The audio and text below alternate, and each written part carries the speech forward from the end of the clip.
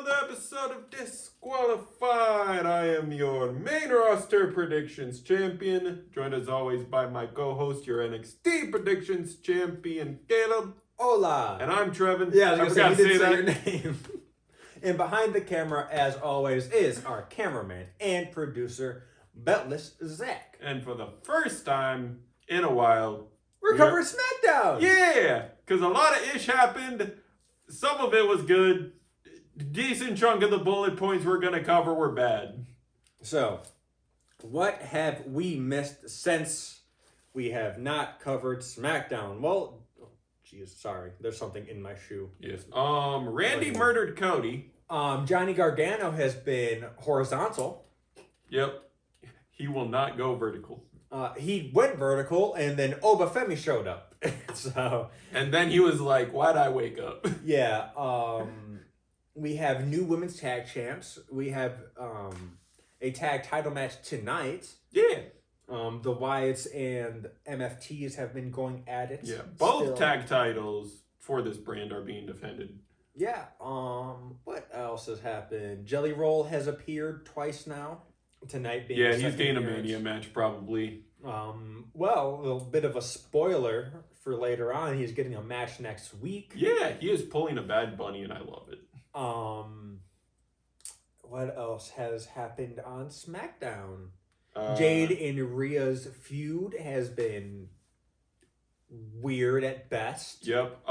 Drew technically lost his title. I think we haven't covered a SmackDown since then. Yeah, and speaking of Drew McIntyre, this is how we open the show with a car crash. Yeah, Jelly Roll. Quite literally. Yeah, Jelly Roll's walking out. All of a sudden we hear... And he goes, what the hell is that? And then we just see bunch of refs. Refs, security, basically anyone who has any ounce of power. And then I believe the cameraman, pulling his best Jerry Springer work, runs to the wreckage. And we see Jacob Fatu getting pulled out from the windshield? Yep, Drew broke the windshield. I don't know if it was pre-broken from the impact or he literally punched it to finish the job. Drags Jacob out, and both these men basically proceed to try to murder each other for the rest of the show. Yeah, they have a 3-hour fight. Let's see how it ends. And during the ending segment, that is where we'll get like the conclusion of this. Yep. But we have to get there to get there. Yeah, Nick Aldis also says Drew is the most self-sabotaging man. And Drew is just looking to give someone their comeuppance, whether it be Aldis or Jacob. Speaking of Jacob, he comes out, and that's when the 3-hour fight starts ensuing. Yeah, and it is time for opening contest. And you know what time it is, fellas. Ladies and gentlemen, Wepa time! What's up? What the fuck does that mean? What's up? Yeah, it is Damian Priest and R-Truth, the newly minted tag team. I'm going to call them Judgment Day Lights. No, I like what you put down for them. I called them Wepa Truth. Taking on the MFTs for their WWE Tag Team Championships. It is JC Mateo and Tama defending the titles. And, of course, the rest of the faction is on ringside with the lantern in hand. That plays an important part because I don't want to say the MFTs were starting to dominate the match, because they for sure were not. But the Wyatts come out to try to finally get back the lantern. Yeah. Still failing. In all 3 members that are on the outside, except for Solo. Yeah. Or no, Solo is part of the 3 members that were on the outside. Yeah. Takes the fight to the Wyatts. Yep. Solo eats a mandible claw from Howdy before Howdy gets pulled off him by JC. JC re-enters the match, gets hit with an AA for the 1, 2, 3. To Damian's surprise, it looks like it has yet to be confirmed whether Damian knew this was happening. He probably definitely knew, but he is like, there's no fucking way that they actually went through with this bullshit. Yeah. Damian Priest and R-Truth are your new WWE Tag Team Champions. Which means they're probably getting a match at Mania together. I don't know how to feel about this. One hand of me, I love the stupidity and the silliness of it. The other half of me is, why the fuck are these two tag team champions? Bro, we had such a good tag division. Last Mania season, We had such a good tag division. We wanted this division on the Mania card last year. Is it going into SummerSlam this year? We still had a good one, and then Andrade leaving is what caused the tag division to go down. I don't know how that was the domino, but because literally we were supposed to have Rey Fenix and Andrade enter the scene. Yeah. Andrade got fired. No, he basically left him hung out to dry in Paris. Then that led to him getting fired. And so now we're like, okay, well, Rey Fenix is out the tag division now. But we still have good tag teams. We can still pull this around. Street Profits haven't been seen since October. Street Profits had an injury scare. They have returned on the live show scene, but have not been on TV. Yeah, they have what I feel, well, this is a little bit different, but DIY broke up because Tommaso Ciampa left. They could easily fix this by moving one team up to the main roster. And it's going to be a surprise that I say this. OTM. Yeah. If they... Sans Jada Parker, not saying that she's not ready for the main roster, but I think if you just bring up fucking Bronco Nima and Lucien Price, they could very easily slot themselves into the tag division and it will work just fine. Yeah, either them or Dark State, I feel like, can fill that gap that those two teams have left. Maybe Hank and Tank. Yeah. I think they're ready as well. It's just, if you take away the teams in the NXT tag division, the NXT tag division has no one. Look, this is a video game that I'm going to reference, but in 2K26, there's only one tag team in NXT. And it is Hank and Tank. They are also tag team champions. With no one on the game roster to defend them against because they did not port all the NXT stars. So, I've had to put Andre Chase in the tag team again with a Myrise character. I'm thinking about putting Briggs and Jensen back together. Or fucking Briggs and Inuyamura. I definitely put the No Quarter Catch crew back together. And Charlie and Miles are the tag team. It's like, dude, NXT is desperate for tag teams right now. Yeah. But so is SmackDown and so is Raw. Yep, and we mentioned DIY earlier, and we mentioned how Johnny Gargano has decided to be horizontal for the foreseeable future, and Candice LeRae is like, come on, you were vertical for like 10 minutes. Can we go back to that? And Johnny's not saying a word, and all of a sudden... Danhausen. Yep, he's like, what's wrong with him? And she's like, I don't know. I think he might be cursed. Can you remove it? And he says, do you have 20 human monies? Yes. She steals $20 from Johnny. Yeah. Then she hands him the 20, and he's like, thank you very much. And Motor City Machine Gun comes into frame, and Alex Shelley's trying to look over his friend, so the camera pans off Danhausen, and he's like, hey, is he going to be okay? And Sabin goes, no, we have stuff to do. Yeah, and Candice LeRae is like, hey, he'll be fine. We got someone to help him out. Where'd he go? Yep, just took the money and ran. Yep. The bullet point we wrote down is, as we lovingly say, Danhausen pulled a Gordon. That motherfucker's always asking for $20. Yeah. Always. We've caught him on this channel doing it. Yes, but now we get into Motor City Machine Guns taking on Fraxion. Yeah, and a little friendly bout for both teams to basically re-enter the tag division. Re-enter the tag division. Like tag teams have to qualify for the division that they're in. This stupid ass fucking brand. I feel like they secretly hired back Road Dogg. I don't know. But this is a very good match. And all of a sudden, a wild Candice LeRae appears. Someone's walking around the tall grass out here. Yeah. And Alex Shelley, like, clocks her and is like, the heck? And of course, the match continues. Saban's paying no heed. He is tunnel visioned on the match. And at one point, Nathan Frazier is tied up on the ropes against Saban. Saban is kicked away, so he's rolling. Referee is looking at Saban.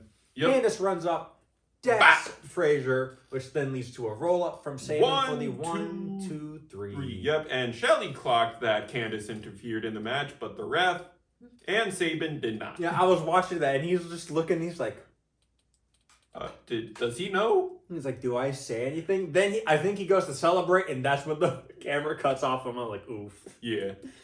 But yeah, it was a decent match. Yeah, no. Those four put on a very good match. There was one fucking move that... So, it is against Saban. No, I think it's against Shelley, actually. It's against one of the two.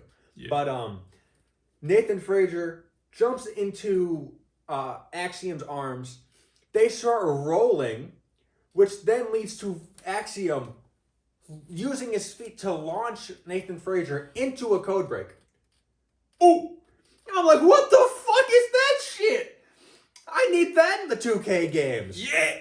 What the hell? But now we get an explanation for Randy Orton's attack. Yep, Randall Keith Orton explains the actions on why he murdered the Golden Boy Cody Rhodes, and he's like, look, when I entered Elimination Chamber, I was in the mentality that if I win, I am going to fight Drew, and I could handle that. I could accept that. And then Cody got the rematch and won it, and I didn't know if I could squabble up with my friend quite yet. And then something Cody said to me confirmed that I was able to do what I needed to do, and that is start listening to the voices, go back to the Viper mentality. So he gave me permission. So I killed him. The cringiest part of this was Randy Orton reciting his theme song's lyrics. Yep.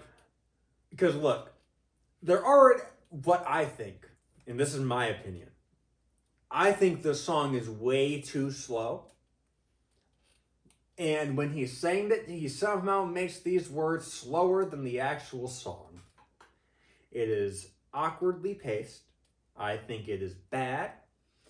And I feared that he was going to start saying a you people, because literally the fifth word in this promo is you people. And I'm like, no. Another fucking you people heel promo? Another one? But no, that's not he pivots it to the voices are telling him you can win number 15. You can beat Cody Rhodes. And then he goes backstage and decks Matt Cardona. Yeah, he calls him a mark-ass stooge to go play with his action figures. Indie nerd. And then leaves. Yep. And then we cut to an interview with Sami Zayn. And I hate this storyline so much. Yep, and Sami Zayn is getting asked, with Randy Orton doing what's your opinions on it, and what is your WrestleMania picture looking like? And Sami's basically saying, I have mixed opinions about Randy Orton, because, yes, Cody is my friend, but it's also Randy's a legend. Maybe I should follow in his footsteps. Trick Willie walks into frame. Yeah, and Trick Williams is like, man, I thought you said Jacob Fauci was unbeatable. He was some unstoppable monster. Maybe it's just a you problem. Unless you Trick Willie. Let's talk about it. Yeah. I beat him last week. You haven't been able to beat him. So look, I'll come out there tonight if I'm not busy, and I'll give you some pointers. Yep.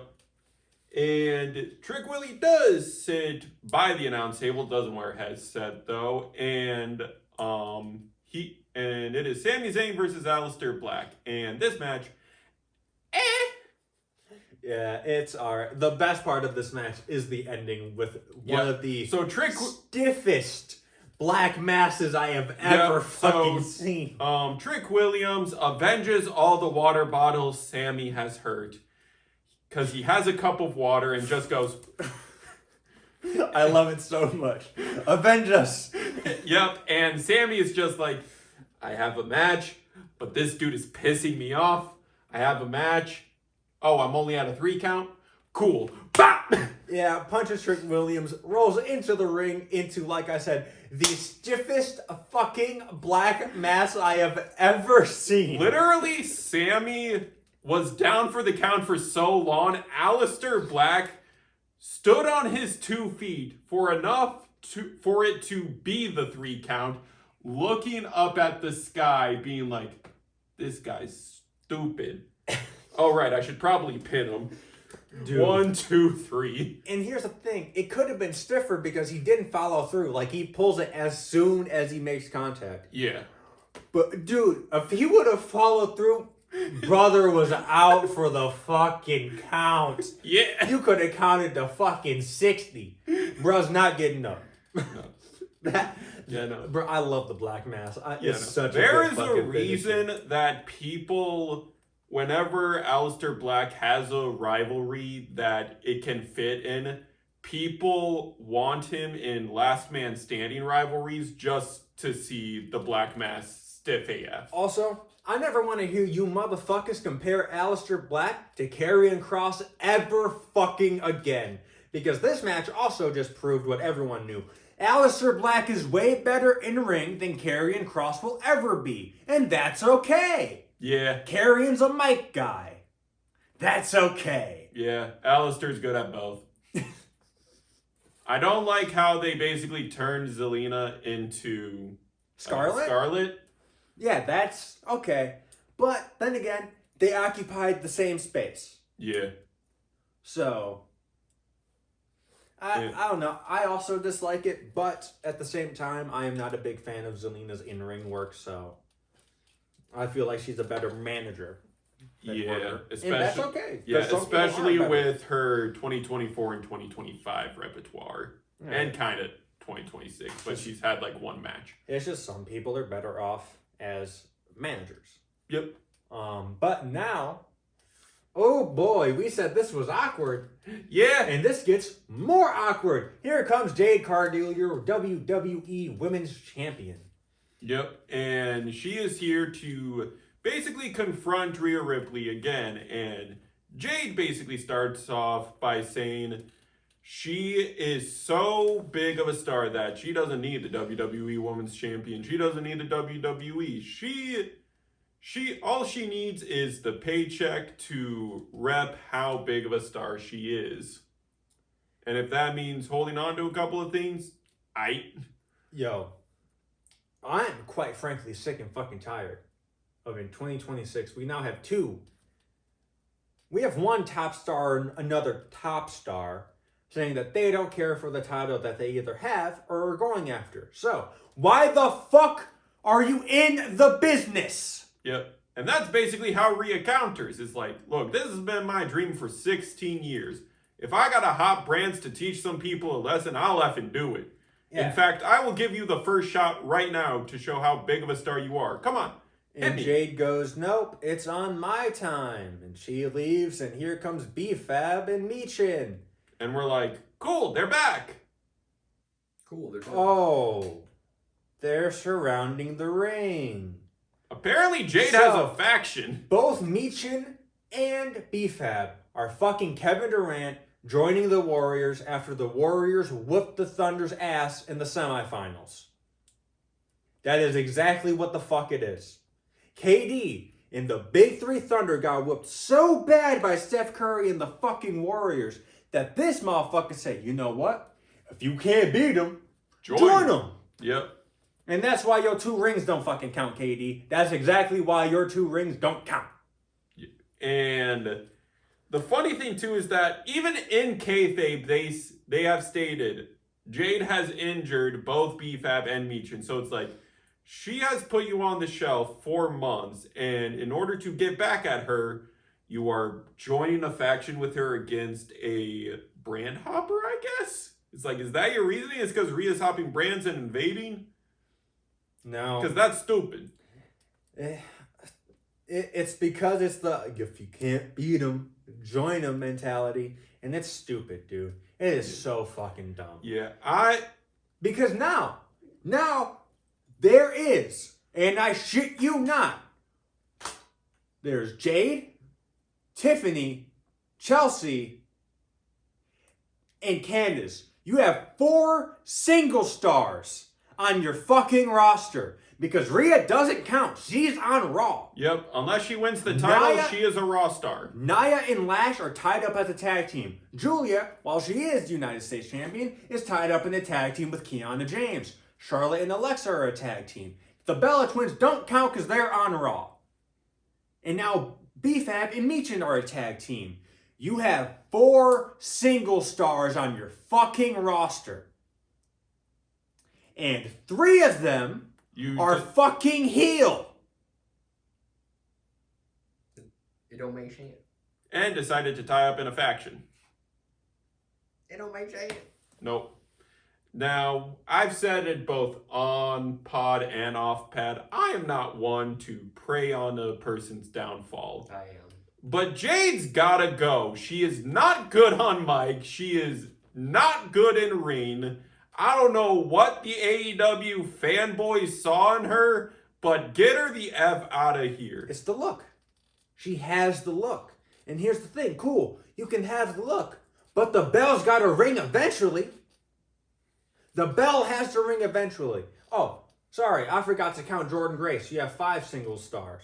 Because I'm not counting Zelina, because she is a valet. And I'm not counting Nikki Cross, because it's the same shit.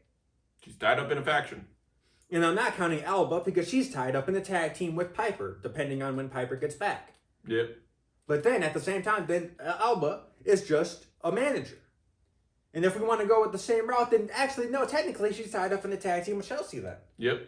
So yeah, so no, that knocks down a person. So you do have 4 single stars in your fucking roster. Fix your fucking brands. This is why the draft should have happened last year, to freshen this shit up. And the whole thing is, well, we're waiting for Bianca. Here's the thing. You knew by SummerSlam she wasn't going to be fucking back. That's when you should have done the fucking draft. But no, we're just going to keep things status quo. Yeah. And according to news reports, the draft might never be coming back. Yeah, which is just fucking stupid. But man, let's just go from stupid. Let's just stop talking about this stupid ass segment. And let's talk about Absolute peak. pain that is going to entertain and not drain from my life force. Yep. It is Carmelo Hayes, your WWE United States Champion, not in an open challenge match. Because Nick Aldis texted Mello being like, the open challenge is Isn't that closed. oh yeah, he did text Yeah. him. And then he's like, Because- why'd you text me? Yep, and Nick Aldis says, because I was approached by someone who basically already had a ticket to challenge you. Yeah, and that person is Ilya Dragunov. Dragunov says, look, because last week, and I find this very good what he said last week too. Last week he said, I cannot fight you if I am fighting myself. I cannot battle you if I'm in a battle with my own head. So then he leaves. And now we get this week, he says, I am ready. I am there. And he said, Carmelo says, this is going to be painful. And he's like, and it shall entertain us, whether it is my pain or yours. Yep, and we get this match, and I love it so much. The only thing I'm not like about this current Dragunov run is that gear. I do not like the blue and brown. I don't. No, That's just my opinion. That's just my opinion. Yeah. I just don't like it. I don't like brown gear, and I fear for white gear because people Yeah. have shit themselves. Yeah, because that's the thing. Dragunov has a track record of it is either blue and brown or white and red. Yeah, or why not go back to the black and red, or do black and blue, or do red and blue, or Yeah. do white, or white and blue. Do something Yeah. different. But brother, you should have saved this match for Mania, Oh yeah. because it cooked. Oh yeah, dude. There were, I think, 6 false finishes. Yeah. Like, what the fuck? And how this match ends is how an actual fight would also end. Because that's how Ilya works. It's like, I'm going to treat this like an actual squabble. Mm-hmm. Like, we'll still conversate about our next move, but we squabbling up, basically. Yeah. It ends with a first 48 out of nowhere, doesn't it? Like out of midair? No, he goes for... Yeah, he hits the Yeah, no, first 48 is what he calls his code breaker, right? Yeah, first Yeah. 48. First 48, Ilya gets stunned out of it and is like, if I'm going down, I'm gonna try to take you down with me. Goes for the H-bomb. H-bomb. No, this wasn't the pinfall. Yeah, I'm like, dude, I remember this match being so fucking good. I can't remember the ending. No, wait. This might have been how it ended, because No, because that H-bomb counter led to like 5 minutes. Like H-bomb 1-2 kick out. They squabble up a little more. I'm starting to remember how he's doing it. Right, because Mello went for nothing but net. Mm-hmm. Ilya dodged it. Mello flips to save himself. Ilya torpedo Moscow's him away. Goes for the exclamation point H-bomb. Mello is awake enough to sunset flip him into the 1-2-3. Yeah, that's how it fucking happened. Dude, this match is fucking great. What? I recommend you go out and watch this match. If this was a fucking pay-per-view, it's a 5-star. It is a 5-star. 6. Like, it is fucking perfect. It is between this and the Vengeance Day Tatum Paxley and Izzy Day match for match of the month. Yeah. Like, it is so fucking good, man. It is so good. I recommend you go out and watch this. Something I recommend you don't watch is Jelly Roll talk to Randy Orton about being a good guy. Yeah, it's like, Jelly, you clearly are a new fan to wrestling. You have not seen 2009 Randy Orton. Oh, I'm talking about stuff that's outside of the wrestling sphere. I'm not talking about the criminal shit. I'm talking about a recent video that went around. Bad PR for Jelly Roll. But he talks to Randy Orton about making things right. Yep. And then you gotta apologize to people, and Randy's like, you know what? You're right. I don't want to be that guy anymore. I just needed to do what I needed to do to get in the right headspace, and now that I'm there, I should ease the brakes off a little bit. I'll go find the people and make it right. And now, ladies and gentlemen, it's time for Slam Poetry. But before we get there, it is Kit Wilson and The Miz backstage. This happens earlier on in the night. This happens like before the Jade match, I want to say. Possibly. I want to say it's either before that match or after the Motor City Machine Gun Fraxium match. Yeah, but Danhausen's curse is very effective in WWE. The Miz says, I had to pause my family vacation in Hawaii for weather. He said, I got a really bad sunburn on my back. So he said, something happened with my daughter. And then Danhausen pops up out of nowhere and smacks the Miz on his back. Ah! And then Kit Wilson's talking with Nick Aldis, and you see in the background a utility ladder tilt, almost hitting the Miz. Well, so first what happens is Danhausen says, yes, Miz and Kit Wilson, I will be your muscle. Yeah. And Kit Wilson yells at him, and Danhausen goes, He gets really happy when he gets yelled at. Yeah. Oh no, someone check on this guy. Just don't swear at him. Yeah. Yeah. No swearing. But so Danhausen leaves. The ladder falls over. They leave. Another ladder falls over. Yeah. It's like, oh, this curse is bad. So Kit Wilson calls out Jelly Roll. Why? I don't know. Slam Poetry Night. Yeah, Slam Poetry Night. And Jelly Roll goes, you brought me out here to battle rap? And he goes, no. Slam Poetry. And he basically goes on to say that Jelly Roll used to be fat. Jelly Roll used to be fat. I'm trying to remember the specific bar, but he says, look, everyone, we have proof that Ozempic works. Yeah.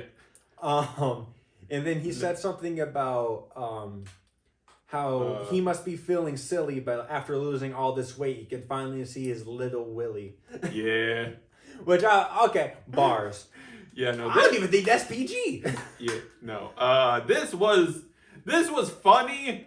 Did not belong in a wrestling show. Then Jelly Roll then goes on to say, I effed your mom, dude. Yeah, he rhymes me with me, which, Great rapping skills. Great rapping Yeah, to skills. summarize Jelly Roll's slam poetry, he basically I fucked your mom. Ha Yeah. ha. yeah, and then He said I put my belly on her back. I was like, oh my god, what the fuck is going on? His poetry skills are as good as his music. Yeah, very shit. Yeah. Kit Wilson, Mike spikes him, lays him out, corkscrew elbow drop, and Jelly Roll and Kit Wilson have a match next week. Because we get the most awkward backstage segment from Jelly Roll where he is stammering over his words. I want him. I want him. To Pittsburgh next week. I'll be there. I'll be there. Yep. Now, do I have to do it for this match? No. Yeah, technically. You don't have to put enthusiasm in it.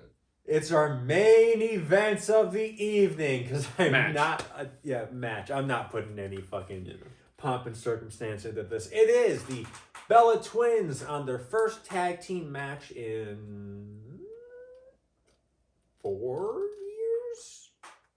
I want to say 4 or 5 years. Taking on the Irresistible Forces, which is your WWE Women's Tag Team Champions Nia Jax and Lash Legend. This match sucked. Nia Jax has regressed to the 2020 version of herself. Also, the Bellas. No, this one I am not putting any blame on the Bellas. The last time they wrestled, it was 2023. 2023, so 3 years. I am not putting any of the onus of blame on the Bella Twins. This is solely on Nia Jax. Yeah, because I feel like the slow one of the Bellas was Brie, and she has not been in ring in a while. Her last time in ring, I mean, granted, she's probably practiced. She has probably ran the ropes and gotten used to the ring, but she hasn't been in a match since the Rumble. You got to remember that. She came back at the Rumble. They had a promo segment 2 weeks later on SmackDown, or on Raw. Yeah. Then disappeared. Yep. And So I don't even know the reports of the last time Brie was in the ring in general before Rumble 2. It's like the Rumble is an awkward match to return in because it's basically you got to hit your spots and that's all you got to do. well, yeah, but it's perfect because the Rumble is the perfect match to come back in. Because yes, you just have to hit your spots, but also if you're bad, you can be hidden. Yes. If you're good, you can shine out like Edge did. Yep. Like Punk did when he came back before fucking Drew tore his triceps. Yep. But yeah, it's like it's a good spot to come back because we can see exactly where you are in terms of how much time do they need to get back to where they are. Yeah. But it's like on watching the match, it was like the yes kicks were okay. After the yes kicks, you didn't look the best. That top rope drop kick that I think everyone's talking about is like the big thing of like Brie went too early. No. If you look, Nia Jax did not make her fucking spot, dude. It is. And if you want to call it anything, just say it's the Zoe Stark Kyrie Sane spot. Because yes, Kyrie did not hit her mark, but also Zoe went way too fucking early. Yeah. It's like both were at fault. Yeah, and this one, I don't want to put the onus on Brie. Yes, she did jump a little early, but she also made sure that she's not here. I'm going to try to get to where she is. Yep. And granted, she did it. With 1 foot, she did it. Yep. Basically, also short sentence is that Lash Legend is the MVP of this match. Oh, yeah. No, Lash Legend, fucking strap a rocket to her. Yeah. But someone we forgot to mention is that Charlexa is on ringside, eating some ice cream. Yeah. And then Nia comes in. Yep, trying to title shot him. And it causes a no contest because Charlexa defend themselves from the title shot. All of us here have extensive, and I'm pretty sure a lot of you have extensive knowledge of driving off-roads in Mario Kart. Nia was moving that fast. She did not run. She did not jog. That thing was telegraphed. I don't even want to say power walk. She basically shambled her way over to Charlotte, tapping her with the belt, acting like that's going to do anything. And Charlotte said, if you're going to fucking hit me with it, and pushes her back. So there goes that. Because Charlotte shoved Nia, no contest. Yep. I fear that this is our three. It's a three-way. Yeah, I fear if they make this a ladder match, it's No. gonna be bad. I don't Because think people they have will. been asking for a women's division tag ladder match. These aren't the three teams. No, it is definitely not. I don't want Charlotte climbing up a ladder with her bad knee. I don't want Alexa up on top of a ladder after the multiple fucking concussions she's had. The Bellas, yeah, cool. Lash, cool. Nia, I think it's too slow for the match. Gia would be a good base. Like, you always need a big person in a ladder match to be the base for people. Yeah. She'd be a good base, but no one there is really athletic and flippy and stuff Yeah. for them to need a base. You must get the door. Apologies. Okay. No. But we're about to Yeah. end this anyways. So, Yeah, we can vamp. now it is our main event segment Yes. of the evening. It is Randy Orton coming back out to the ring after taking a mysterious phone call where he says, I'm going to go out to the ring and set everything right. Randy Orton invites Matt Cardona back out to the ring. Yep, and he's basically like, look, what I did wasn't right. I'm sorry, I didn't mean to call you a nerd. You know, you play with action figures. I play video games. I'm a nerd. Yep, he's like, my headspace is just weird right now, so it's like, I'm sorry. Mm-hmm. Can you accept my apology? And Matt Cardona is like, yeah, dude, you're Randy Orton. They hug. They They dap shake. up. Yep, dap up, shake hands. Kick donuts. Yeah. Yep, RKO. Old fashioned RKO too, like had the hand wrapped around before he went down. Yep, and then refs come out and agents come out and Yep. all this comes out and All this, they're separating him somehow in the mix. Cardona's arm gets put in the chair. yeah. Chairs, Yeah, chair pulmonizes stomp. it. Yeah. And then Pulmonizes it. Aldis is yelling at Randy when all of a sudden he glimpses what's on the Tron and it's like, oh shoot, everyone with me. It is Jacob Fatu and Drew McIntyre. I can't even tell you what the fuck they're standing on. No. They're standing on the edge of some building. Yeah, it looks like a building next door. They were trying to make it seem that like it was way higher up than Yeah. it was. yeah, around roof height, basically. Doesn't really work with this perspective. No, because there was a fence blocking them from getting to them. And yeah, Drew and Jacob are squabbling on here. They're on like a sort of walkway, then they get onto the lip on the other side of the railing. Jacob delivers one final headbutt. Drew grabs Jacob's shirt, pulling them both down into what they try to play off as concrete. as a building height fall to. So, one thing I do want to say is I know that all this is in a suit, and all of the security workers have slacks on. If you don't climb that fucking fence, it is 6 feet tall. Not Yeah. even. No. Climb that fucking fence. Yeah.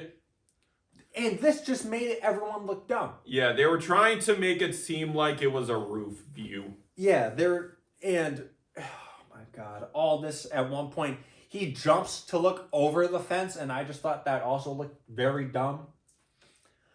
But yeah, that's how Smackdown goes off of air. Yep, with I sat there and I said, no, there's no fucking way. double murder. And here's the best part. They're both going to be back next week, watch. Yeah. Like nothing happened.